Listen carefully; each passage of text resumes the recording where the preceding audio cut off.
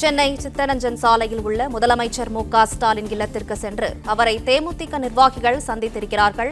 விஜயகாந்த் குரு பூஜைக்கான அழைப்பிதழை முதலமைச்சருக்கு வழங்கியுள்ளனர். இதுகுறித்த மேலும் விவரங்களை செய்தியாளர் ரகுபதி வழங்க கேட்கலாம். ரகுபதி, வணக்கம். மேலும் விவரங்களை சொல்லுங்க.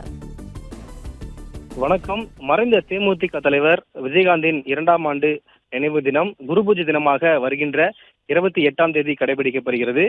இந்த குரு பூஜை தினத்தில் அதிமுக பொதுச் செயலாளர் எதிர்க்கட்சித் தலைவருமான எடப்பாடி பழனிசாமிக்கு தற்போது சென்னை பசுமை சாலையில் இருக்கக்கூடிய அவர் இல்லத்தில் சந்தித்து அந்த அழைப்பு விடுத்தனர். அதனைத் தொடர்ந்து தமிழ்நாடு முதலமைச்சர் மு.க.ஸ்டாலின் அவர்களை ஆழ்வார்பேட்டையில் இருக்கக்கூடிய அவருடைய இல்லத்தில் சந்தித்து அந்த அழைப்பிதழையும் வழங்கியிருக்கிறார்கள். இந்த அழைப்பில் தொடர்ந்து அவருடைய பூஜைக்கு வருமாறு அந்த அழைப்பாளர்கள் விடப்பட்டிருப்பதாக கூறப்படுகிறது.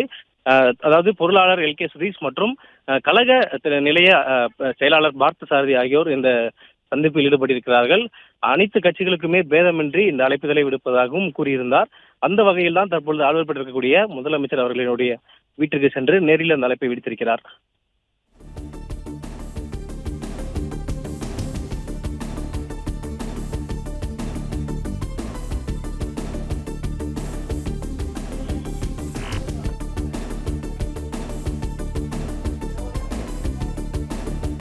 விவரங்களுக்கு நன்றி ரகுபதி.